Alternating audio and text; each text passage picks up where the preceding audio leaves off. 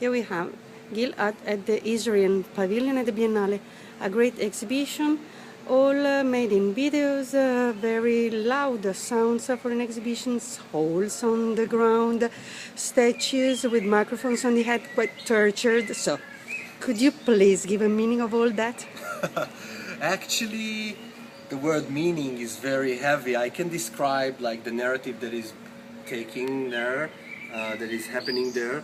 It's a story about a bunch of people that are entering a hole in Israel and finding their way under the ground, like in a secret way, through tunnels and caves, to the Israeli pavilion. They break the floor of the Israeli pavilion and they take over the Israeli pavilion, maybe occupying it, and then holding a workshop there with all the members.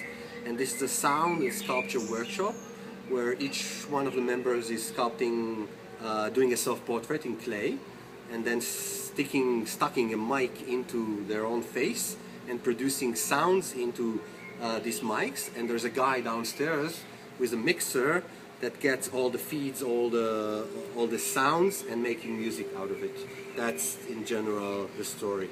How did you take the idea of course, you know the pavilion because it is a site-specific exhibition, but very powerful because there are not only videos about people working underneath in the mines or in the cave, and then artists or similar to artists people, and then your works. So it is a very complex one. Yes, it's true. I know usually people think that it's about the journey to the pavilion, but for me it's not. It's about creating a mechanism that, or an apparatus, or a system that can generate something. Maybe this thing is the music. Maybe this thing is the sculpture. Maybe this thing is just being together. Maybe this thing is giving another meaning to this space, creating a fictional history, which is also true. Because one of the important parts for me is the fact that you as a viewer stand in the pavilion and you see something that happened in the same place before you. So there's a kind of gap in history that you need to fill in your head, and knowing that this is something that happened in exactly this place. Nothing political? Of course there is. Not political in the sense that you will think, well, these are the Israelis and these are the Palestinians and this is my opinion.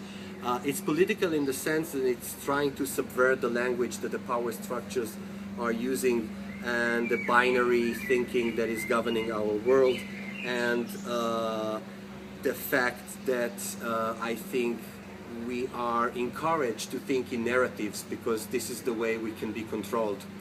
And I want to work with the ingredients of narrative, which are, to my opinion, time, space, cause and effect, and chain of events. So these are my real material that I'm working with them in order to create something that will make you think about, you know, what is this meaning. Thank you.